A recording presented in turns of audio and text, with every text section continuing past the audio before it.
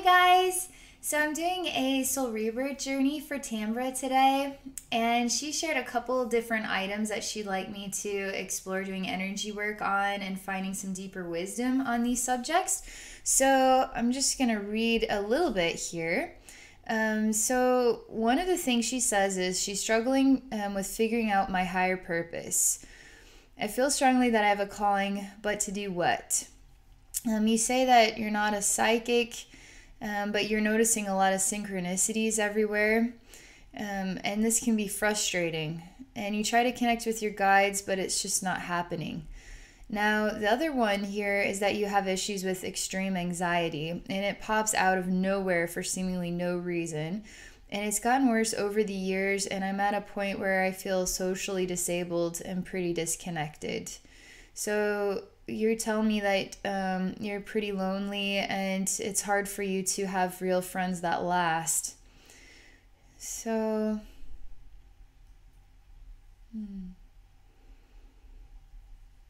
okay. I'm going to go ahead and relax. And Tambra, thank you so much for your open-mindedness to share this experience on YouTube. I'm going to go ahead and get connected with your spiritual atmosphere, and we're going to explore this stuff, okay?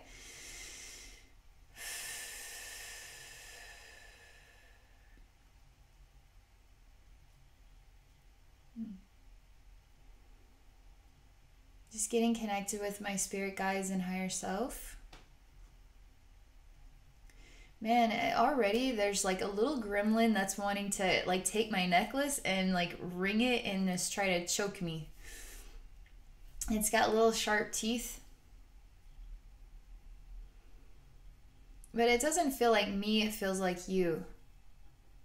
A lot of negative energy around this throat region. Kind of suffocation as well.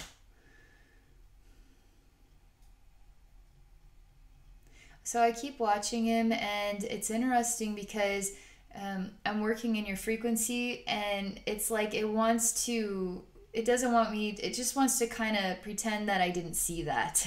We'll just sweep the dust under the rug. It's not really there because we can't see it, right? So the scene here is like trying to create like a I don't know, like orangey wavy hues and some milky whites, silky milky white flows in between, and it's kind of covering up the gremlin choking scene. I'm just standing here smiling. Golly, there's another scene here, and this gremlin, which was like this big, is now like this big, and there's lots of them. They're just sort of feeding off of your energy portals, and they're just sort of hovering around inside of every single one of them. Yeah, it's like ants. It feels like ants crawling in certain little places, but they're important storage centers for information. But they're not the size of ants. They're like this big. And they have hands and feet. And they're green, and they got sharp teeth, and they're just rolling around like they're just rolling around in them. So I see your body, I see like spotlights. Here's a chakra, here's a chakra, here's a chakra, here's a chakra. And then in these, they're like little, like three little gremlins, little miniature ones just rolling around like kids playing in the sand or something. It's really strange. I'm just very peaceful about it. Now there's one getting stuck inside your ear now. Like, what's up with these things? They're all getting mucked around in your brain now. It's really strange. And just watching the behavior and just watching what they're like and what their role is in your life. It's like instantly, it's like, oh my god, there's a bug crawling on me. Ugh. But in this scene, we're in your energy world. So we need to find out why these bugs are in here. And they're really not that terrifying. They're really not that evil or anything. They have a purpose. And so I need to get to the root of what is manifesting this in the first place. What are they? What do they mean? That sort of thing. They're more like energy bugs than like evil little critters or anything like that. So I'm just kind of watching their behavior and seeing what they do and where they live and stuff like that.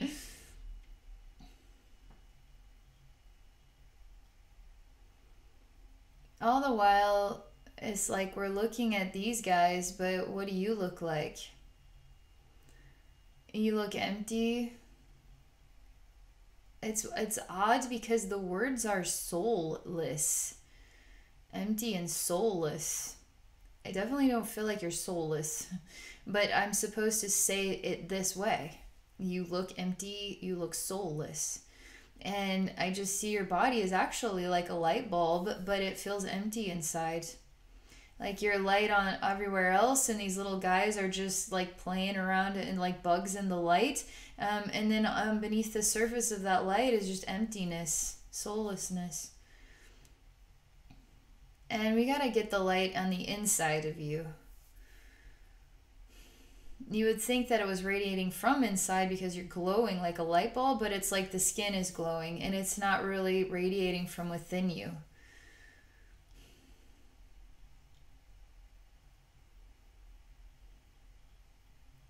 I feel sad and empty. I feel just withdrawn, even. I feel like I'm in the flow of a harmony that is very gray while defining itself as neutral. There's no joy here. There's no activity of celebration here.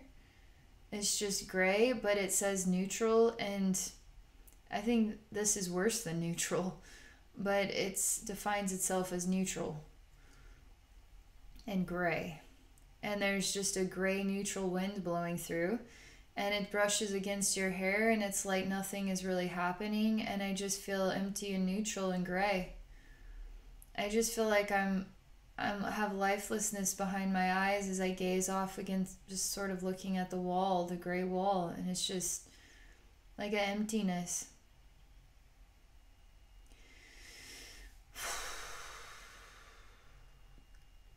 Just allowing this energy to rise up to the surface.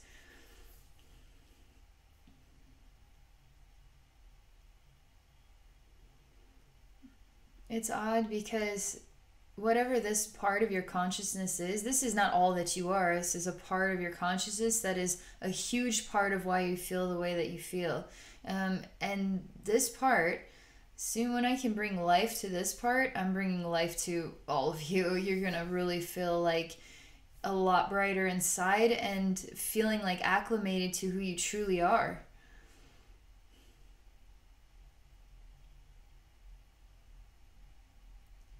You show me your face. It's like you walk into the bathroom, you're looking at the mirror over the sink, and it's just emptiness. There's a creepy girl standing on the toilet, and her reflection is in the mirror behind you. As you look at your face in the mirror, and you just pretend you didn't see that, and you just sort of like, I don't know, washing under your eyes or something like that. She looks like a burnt face. She has kind of evil eyes, like a creepy girl from some horror movie. She's wearing a dark pinkish red colored dress with little like pink colored flowers, and it's poofy underneath, like a white poof underneath it, and white tights and little black shoes. And she has a bow in her hair made out of the same fabric as her dress. As she sees you and she wants to strangle you, she feels like she has all of your power. And she is going to strangle the living daylights out of you because you're neutral and gray and you're soulless and empty, and you're just going to let it happen. You can't really fight back if you're neutral. You just want to collapse and die. You cry inside as the rest of you feels kind of numb. She's like a Chucky doll in a way, because she wants to use a knife jump on your chest and stab you in the heart 1,000,000 times.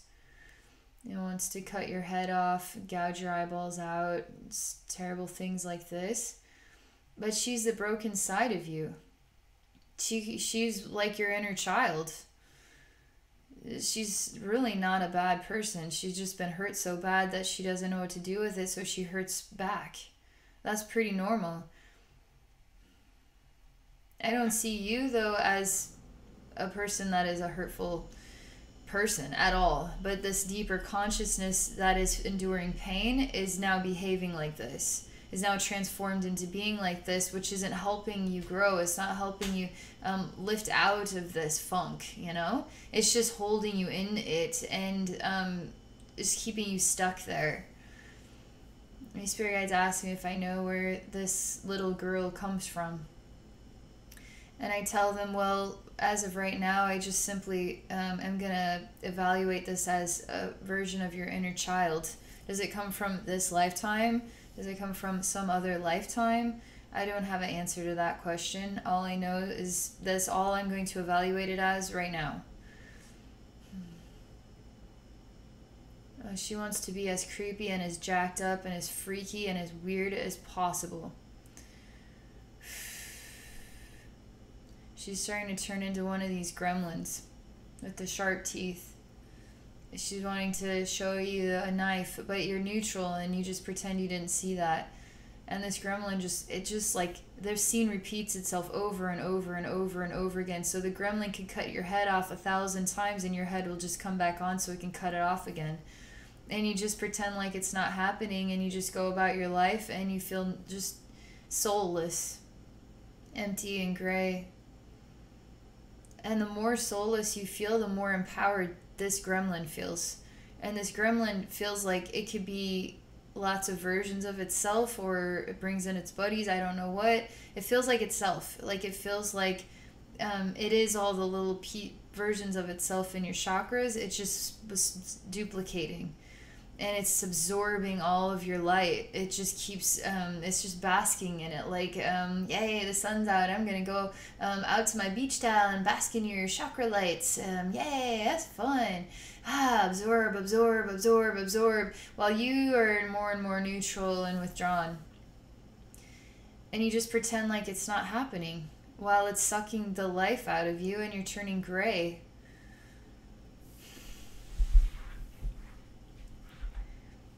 This little gremlin, there's like a flash of lightning, and it comes into the scene, and the gremlin turns from the gremlin into the little girl who looks kind of like a doll with no eyeballs. It's really, really amping up the horror movie feel.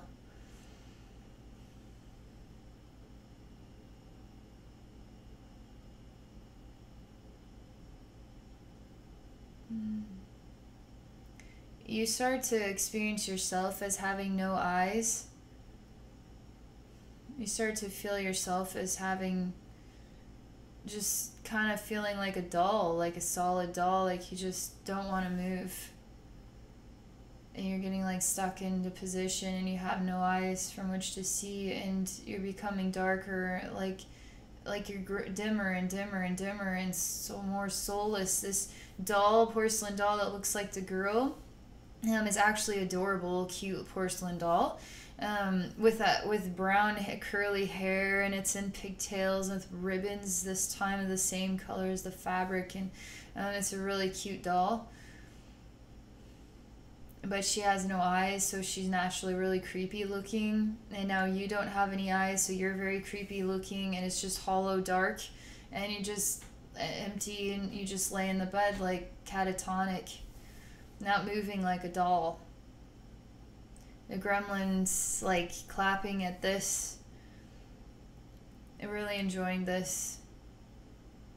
I tell the gremlin that, what are you gonna get out of this? It's sort of like I don't know. You could define it as the human race in a way. You keep taking things from the planet. Eventually, the planet isn't gonna have anything left to give you. So you're actually creating your own death experience. So you need to have learn about balance here. Hmm. My spirit guides say, so do you think Tambra is wasting away? And I was like, no way, no how.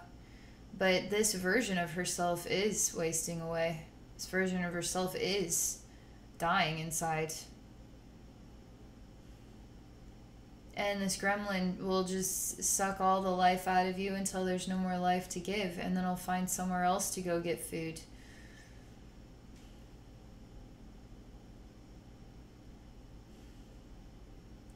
I experienced that the doll version of you has all the life sucked out of it and you die. This part of you does. And the gremlin is now without food. See what happens. The gremlin is going into a corner of a dark room and is starting to kind of twitch and tweak out and just like it's literally a creepy looking thing. I mean, it's like, I don't know, this big. It has a round head and it's got sharp teeth. It looks like where the wild things roam, kind of, but smaller, creepy looking. And it's just sitting in a corner, dark room, and it's just like it's just literally twitching and freaking out in a weird way. It's just struggling. It's struggling. It's got an inner struggle going on, and it's a really hard one. It's telling me something like, I will continue to consume until I consume all of the life out of myself. Something, I mean, it's talking about its behavior as it's crying and twitching and self-punishing right now. I knew I was going to destroy her. I knew that she was going to die from my actions. And I can't bring that light back. And I say, are you just saying this because you're hungry, or are you saying this because you actually do care? Because you didn't look like you cared the entire time she's wasting away. So you need to decide, do you care or do you not care? I show him another version of you when we could start the cycle all over again. And I start to have you glow on the outside and they're soulless and empty on the inside, and I want to see how the gremlin reacts. The gremlin's eyes get big as it sees you standing here.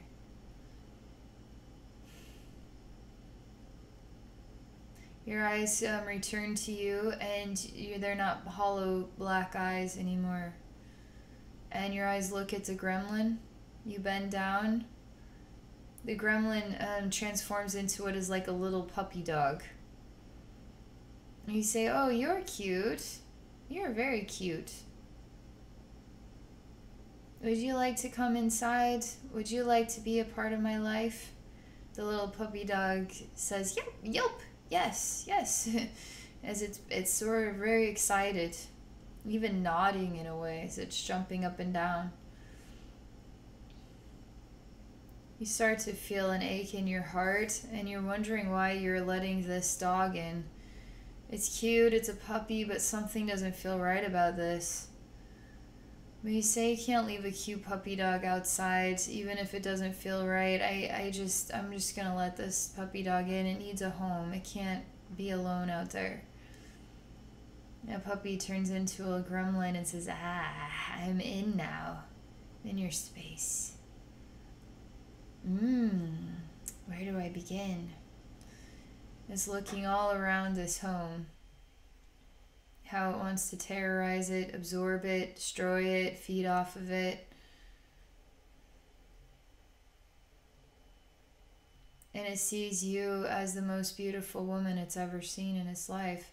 Sees you as glowing as you walk around this home, and you don't even realize that you glow. It doesn't care about making a mess of the couch or throwing the fabrics around or pooping on the floor and doing all this crazy stuff, messing up the blinds. It's just like it's hypnotized by you. In the hypnotized experience, it just starts to gravitate towards you.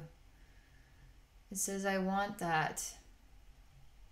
It doesn't understand what it even means. It's in love with you, but it thinks that it's hungry for you. But it's actually in love with you. I want that. And its stomach grumbles, but really it's actually very much so in love and captivated by you. But it translates into hunger. Actual needs food. But the food it truly needs is love. Not actual food. It needs love.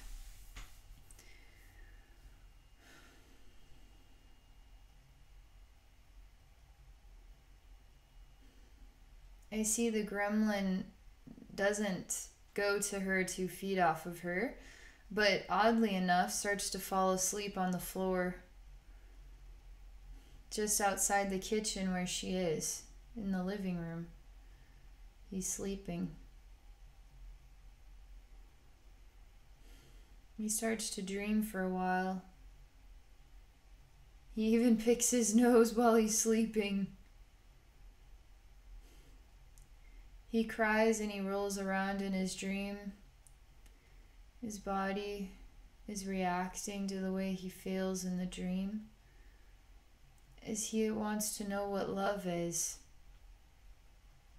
And he has no means to actually understand what love is. He just simply doesn't. When he wants love, his stomach just grumbles and he becomes hungry.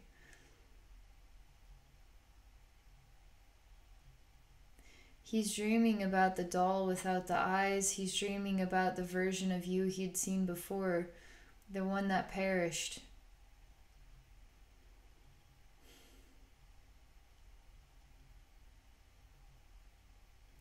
He's starting to see himself as a very bad monster. A monster that kills things and takes things away. Harms things. He's having a hard time tolerating this reality. Not only is he falling in love without having a clue what to make of that, but now he's starting to, for the first time, see himself in the mirror as being an unloving thing, something that is a bad thing. Spirit guides say it's okay to define him as unloving instead of bad. He doesn't know what love is. He's experiencing love. He has no means to translate it. And through this experience, he's dreaming about what that feeling means to him. And he's starting to see himself in a new way, which could only be defined as unloving, because he is unloving. He has no means to actually experience love. He's becoming in agony over this. He can't, he's becoming in agony. He's crying, he's confused, he's lost within himself. He's saying, who am I?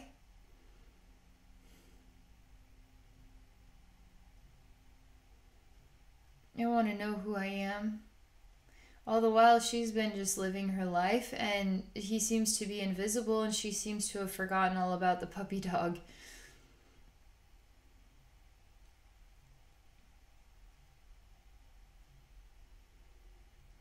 The gremlin wonders where his home is as he walks out of her home through a doggy door, and he goes outside. He sits on the step. He looks at the world. She lives in a house, and there's a small front yard with a fence. There's kids on skateboards that go by.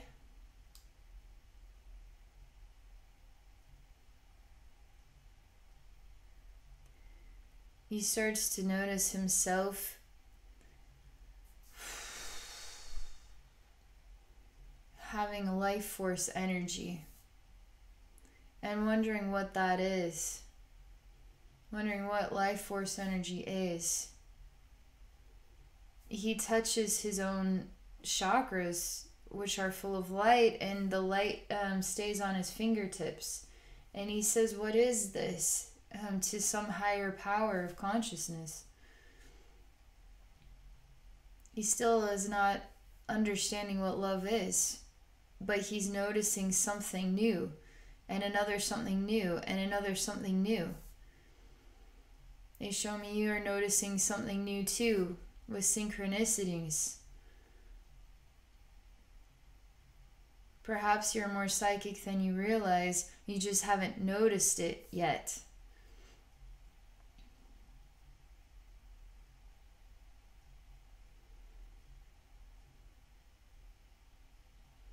He tells me it's a long journey before he will understand any of these things.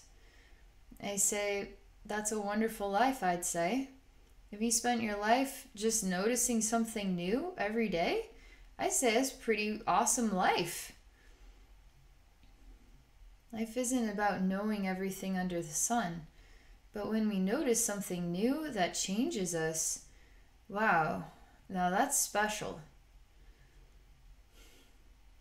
He's turning into a whole new person. Like he's not so creepy, and it's almost like he reminds me of Dobby from the Harry Potter books and movies. Like he looks like Dobby in a way, but he still kind of has a rounded face, but less of the, like, the teeth were kind of long, but they're not quite as long now, not as noticeable.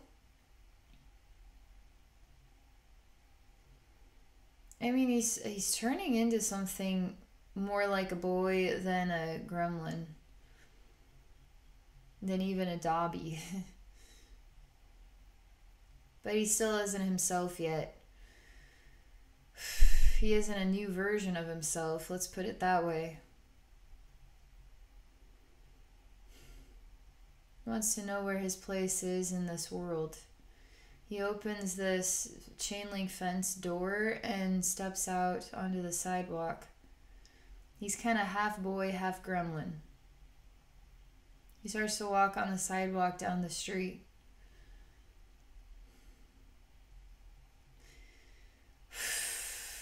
Oddly enough, something else that is unusual happens, and he starts to grow wings.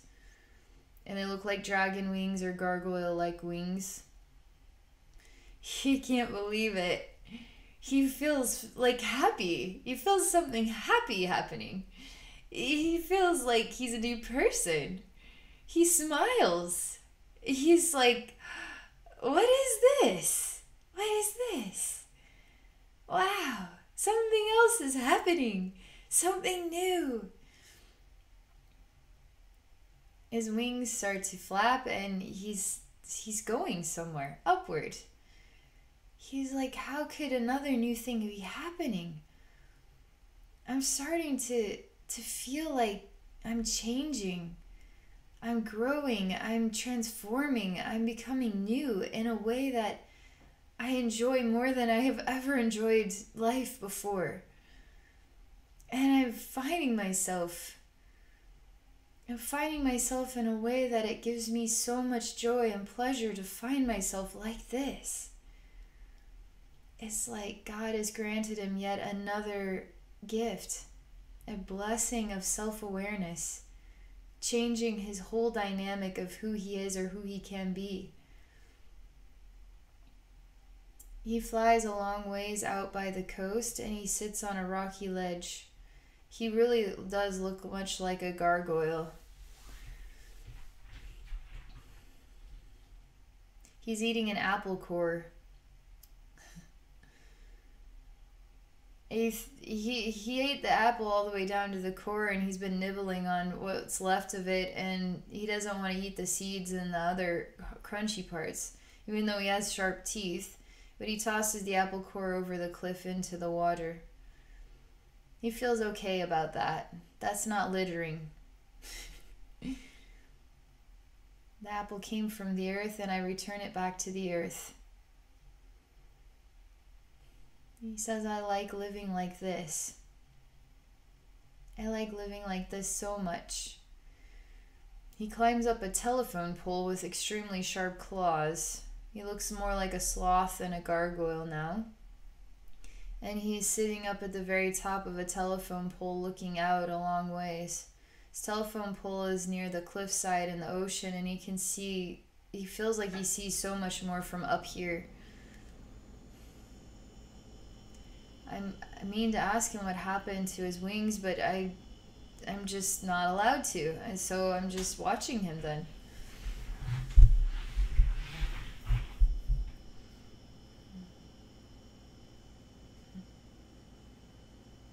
He's curious and he's becoming wise. He actually wants to read and discover himself through the words and the experiences of others. I mean, I experience wisdom coming from him in him taking the time, like slowing it down like a sloth would, to take in the wisdom of others and then discover himself through those perspectives. So he's making connections with people he doesn't even know, but he's growing and transforming from thinking about what they've shared. He wants to grow a new pair of wings, and he wants to go higher than he has ever gone before. And we're talking higher in love, but he still doesn't define it as love. But he knows it's something he's hungry for more than food, more than feeding off of people's light. And he's becoming something more extraordinary than he's ever known. More dimensional, more diverse, transforming constantly, self-awareness experiences, moving with the flow of the tide, becoming new and new and new again and again and again. So the heaven does not transform him into something that goes higher right away, so he remains a sloth sitting on top of the telephone pole.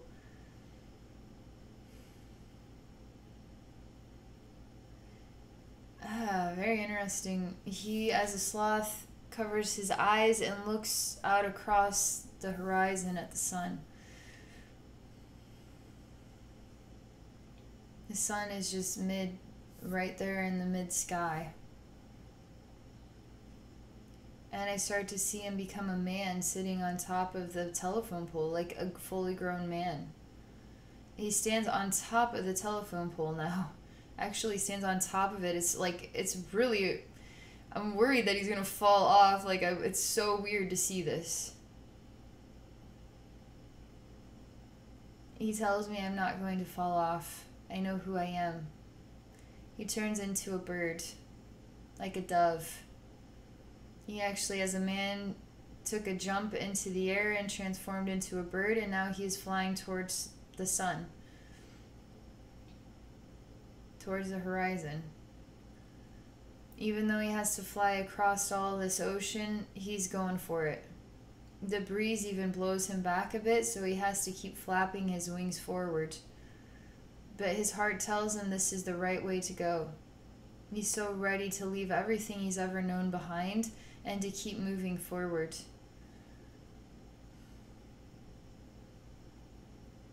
I am love, he says. I am love, he says. I am love. He says it again. I am love. He's starting to notice something. He's starting to put his finger on what love is, and now he's defining himself as it, as the thing that he couldn't understand it, that now he is becoming it. And now he is defining himself as it. He thinks back to this girl that he remembers who started it all, and how much his soul loves her soul, and how he does not want to see her perish, but wants to see her grow and glow and to feel full of love. And he is on this journey now as a gift to her, to say thank you to her.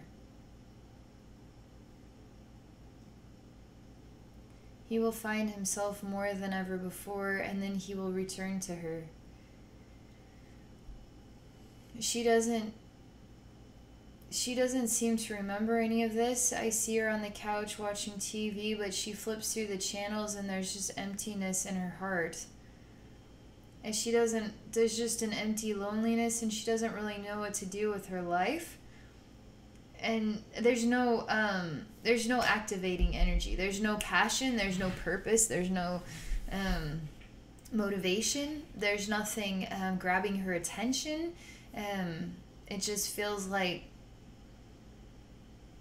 another TV show, or I guess I'll go do this now, or nothing really feels alive or thriving in her day-to-day movements. It feels empty and just without that value, that we call meaning. He thinks about her and he sends her gifts of love every single day. And she doesn't even realize it, and he knows this, but he's okay with it. He will help her heal. When he can become himself, he can help her become herself.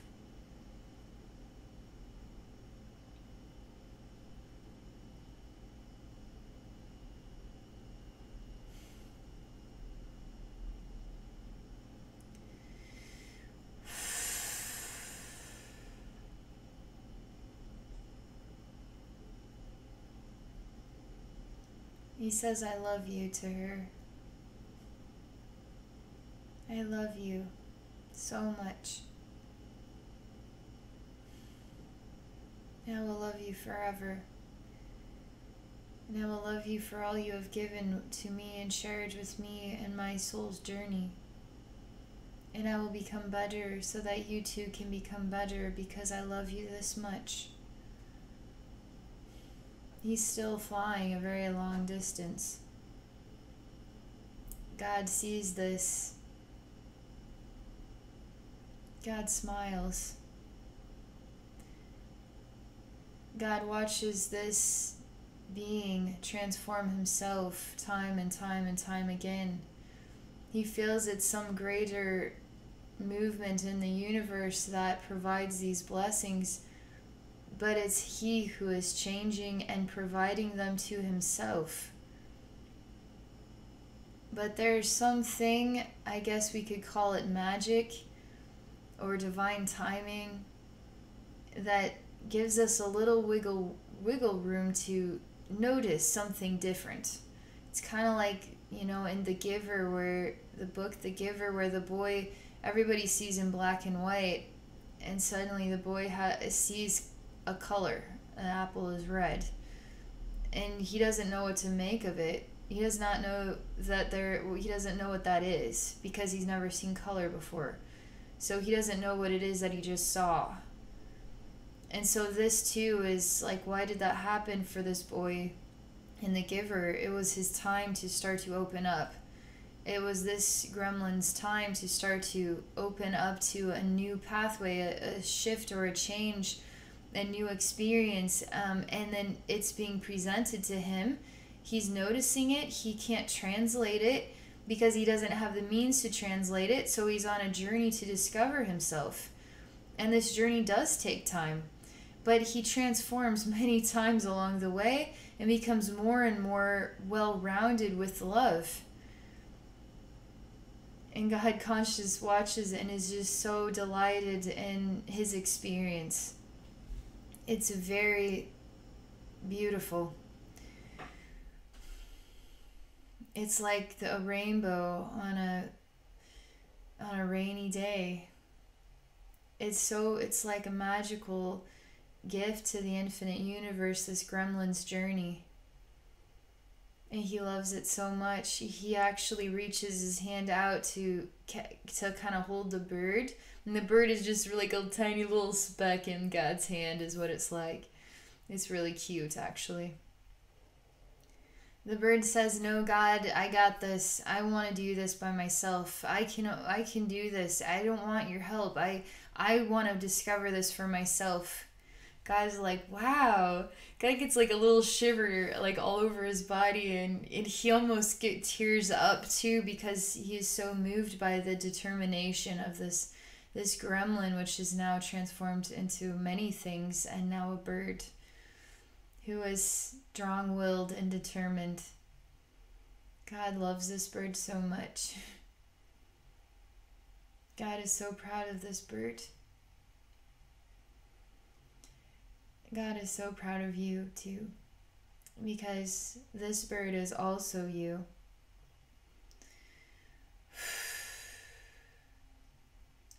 This bird is also you, Tambra.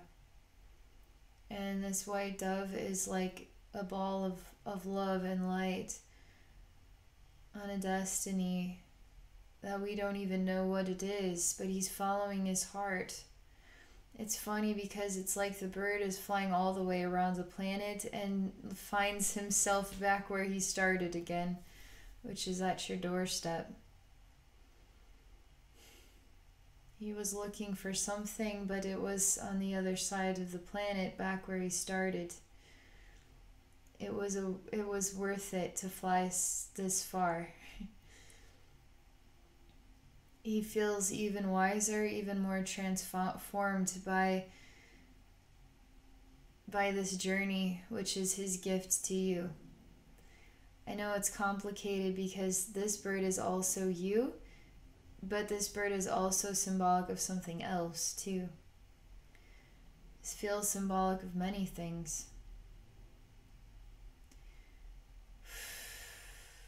The bird wants to be something different, something familiar, something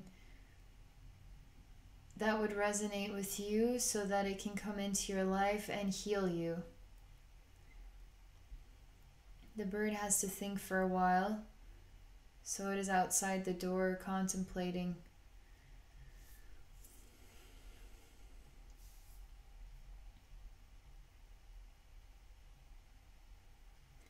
I ask, well, what about the dog? He says instantly, the dog idea is not happening. He says, I'm more clever than that. He says, I got it. He shows me he becomes a star in the sky.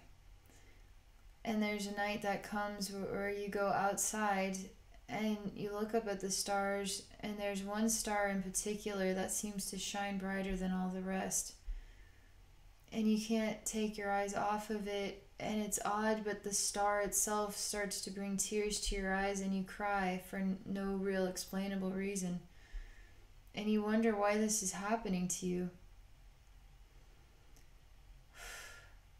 An empty, soulless person starting to take notice of love doesn't know that it is love that they are seeing.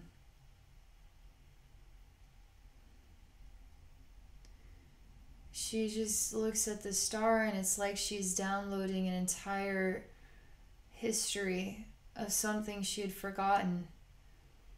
A timeline that could have very well taken centuries. And she doesn't even know that it is her that is this beautiful, radiant star all along. She's still the part of herself that feels the emptiness.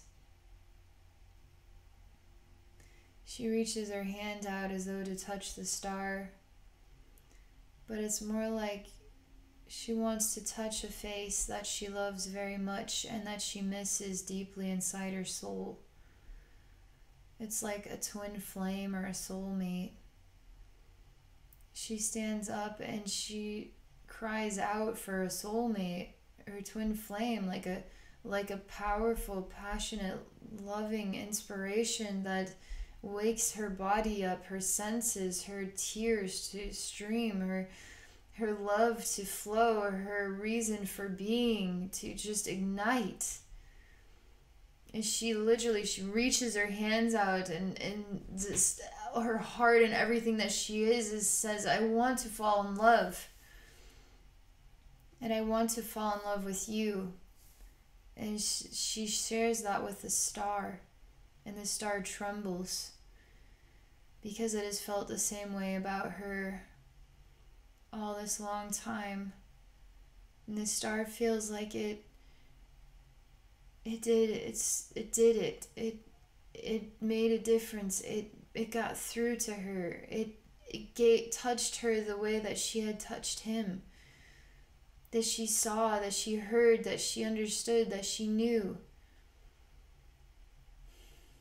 these messages that you notice are gifts of love from love itself, that it make you tremble to know that it was there, getting this message through to you today, and another one, and another one, to open your heart up.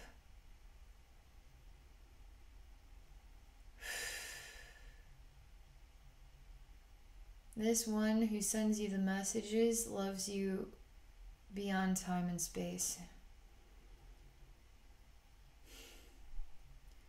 Would transform and transform and transform and transform again, and continue to try and try and try to resist God's help to become that much stronger for you. That's how much this one loves you. That's why this one is also you. Because you are so intertwined as souls. Your love is so connected, is so beautiful. It opens each other up in unbelievable ways. So question is, this little girl that was such a tyrant, who is she? Spirit realm says, doesn't matter, we're going to let that go. We're going to let everything go. Because the only thing that matters is that love is real, and love is with you, and love is caring for you, and love is in your heart. Love is who you are. You are not soulless, you are love. You are not empty, you are full of love. And you are taken care of by love, and you are guided by love. They show me that the stars help to guide ancient travelers, and the stars are helping to guide you too, Tambra. And they guide you with love.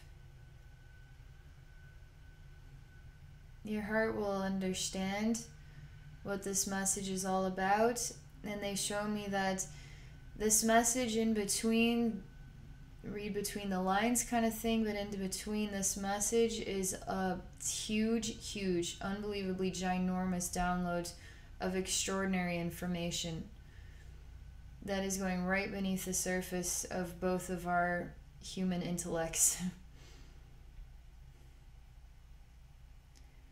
Because in some way, shape, or form, you, Tambra, and myself, we are still transforming. We are still trying to comprehend what love is.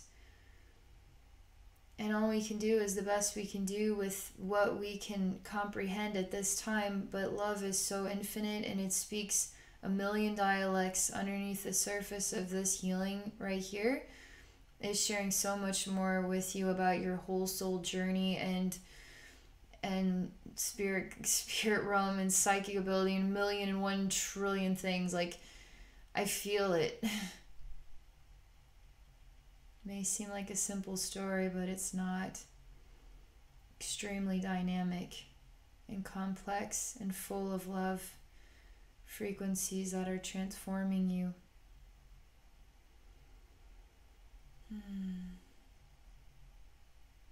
Everything is relaxing here. I'm just going to take a moment to step back, and then I'm going to step back in, and we'll see what happens next, okay? It feels like this is what you needed. This right here is what you needed.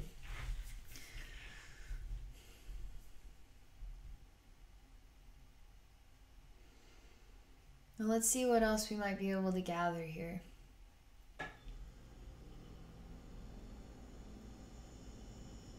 Alright, so I'm standing on the outside of your spiritual atmosphere. There's sort of an orb here. It's like a light bulb again, but it's like the shape of an egg kind of thing.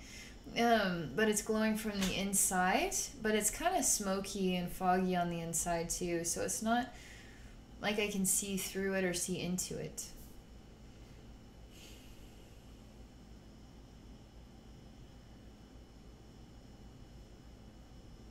I have to be patient. I touch the egg, expecting it to open up to me, but it's getting thicker, and not wanting to open up. And it's dark in this room. I see you inside the egg and you have a lantern. You don't want to blow the light out. You want to keep the light on. You want to keep the light, this firelight burning. Because if you blow the light out, it'll be too dark and you don't know what is in the darkness that might get you. I tell you, if there's one thing we need to work on, it's letting you acclimate to experiencing your own empowerment. Dark, light, you are safe. Do you feel safe? She says she wants to let go of this behavior, but she doesn't know how, and sometimes she finds it to get really kind of out of proportion.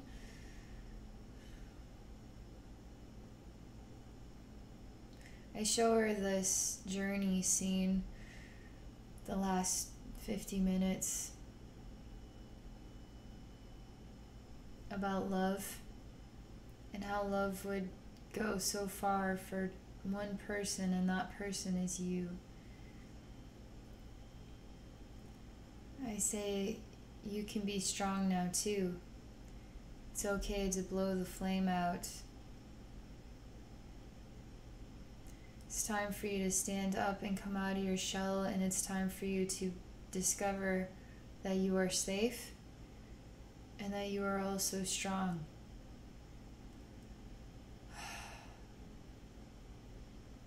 She knows that she needs to do this. She does slowly put the flame out, and she's sitting in darkness, and she's waiting for creatures or noises from the dark to come and ingest her.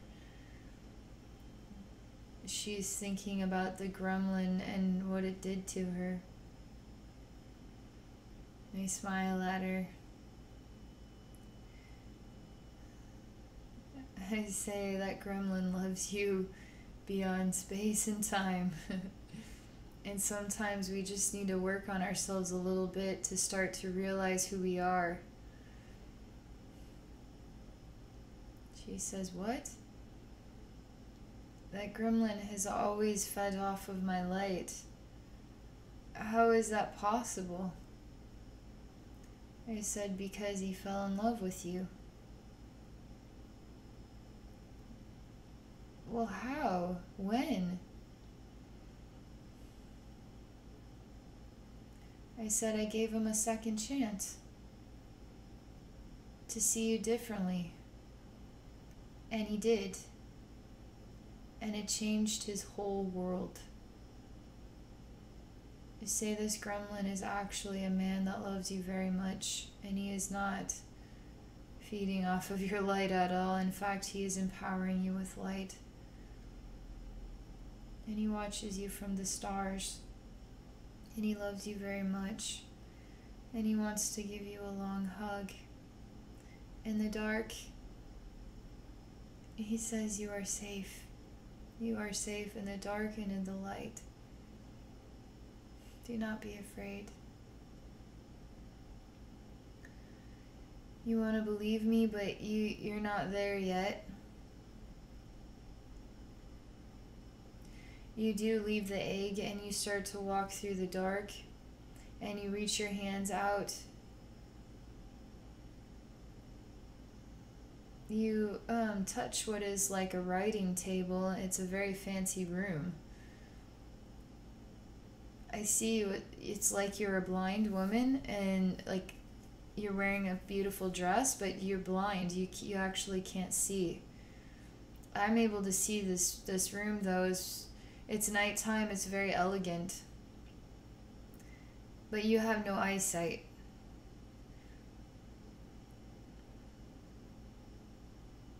You just want to know where you are going, you say. I just want to find where I'm going. I say you're doing a great job. Even blind people can find where they're going. You just have to adjust to another set of senses. You walk into the wall a few times and to furniture, and you find your way through a doorway and you reach a set of stairs. It's so beautiful in this house. It's really pretty. It's really fancy decorations and old-timey, like Victorian style. You go up a really beautiful wooden staircase. I don't know why, but I feel nervous that you're going upstairs because I don't want you to fall. Since you're blind, I don't want you to trip on something and fall and break your neck, kind of thing.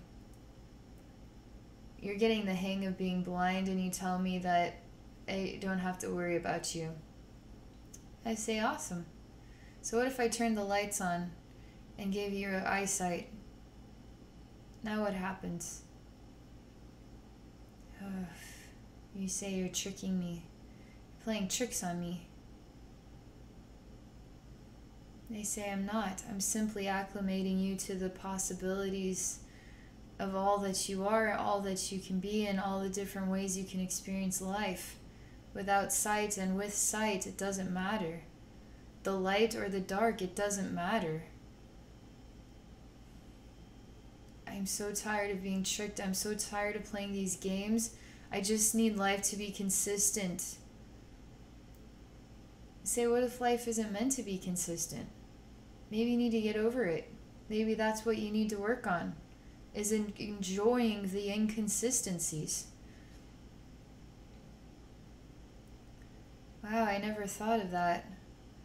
I started to show her that she could try out being blind one day and then try out having eyesight another day and see what happens. It gets interesting. It starts making life kind of interesting. Instead of being exactly what you would expect every single day, it's kind of boring, you know? It's okay to run into walls too sometimes. It makes you realize that you're alive and that you're trying. And now we've reached a doorway and we're making our way. And now there are stairs and we're blind. But look at you go. Now you're not blind and you can see just fine. And now you're realizing how far you've come. You can live your life however you want, but make it dynamic.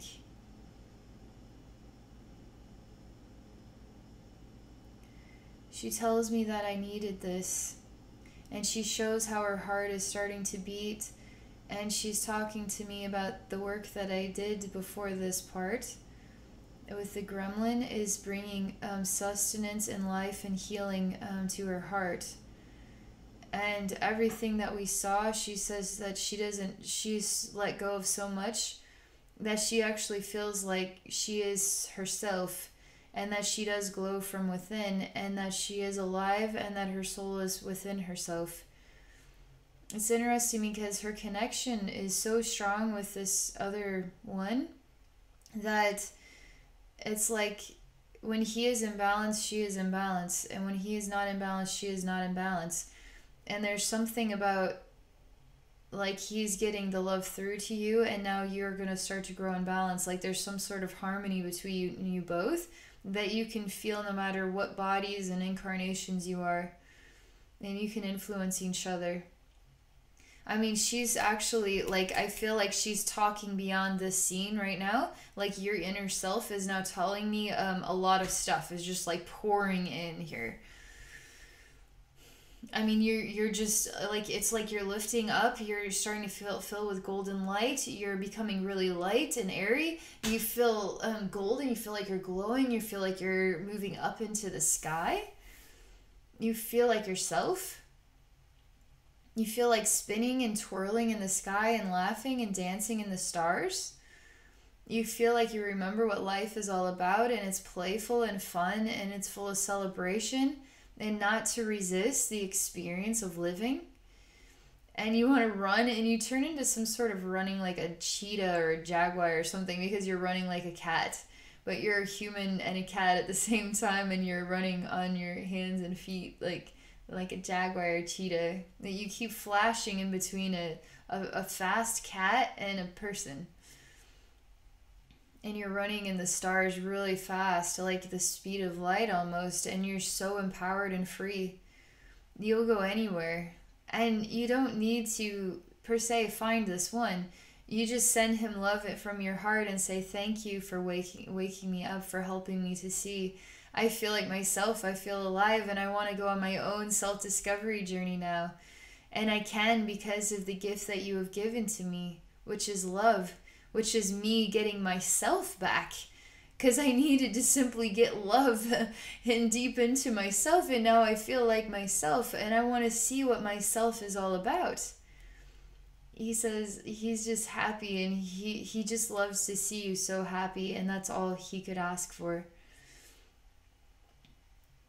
Yeah, you're zooming around like Mighty Mouse, like really fast, and just like really really fast. I see like a comet stream behind you as you're zooming past. You just keep wanting to zoom around. It's really cool. You're so happy. You're so happy for days and days and days, and like you can't even believe it. You don't even know what to do with all this happiness. You're just bursting, and just with smiles and laughter and silliness and playfulness and joy. And you just keep doing it over and over and over again.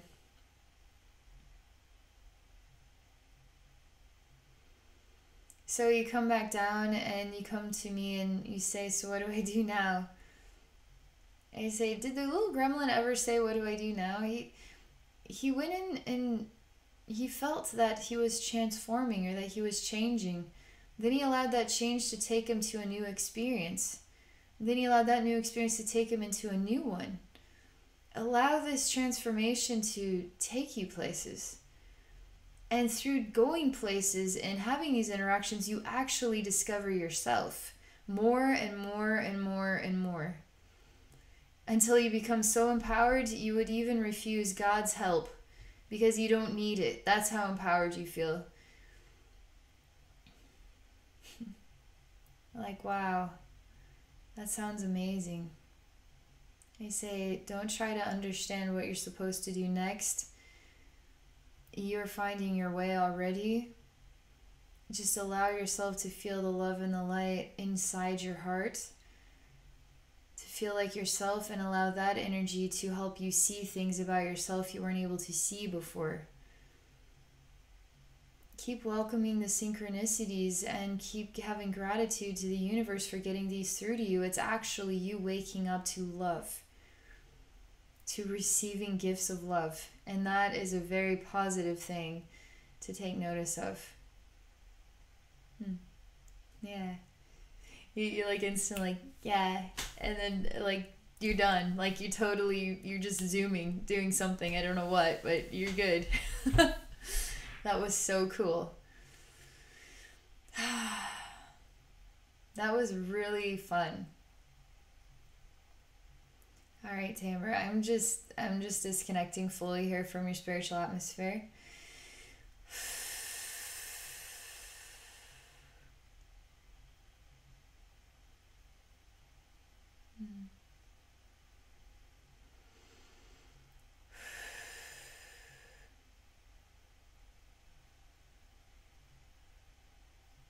All right. Thank you so much for this experience and for your willingness to share this for others to learn and grow. And for those of you watching, if you're interested in connecting with me for a session, please visit me at my website at abbeynormalswisdomquest.com. Thank you all, and I wish you all a wonderful day.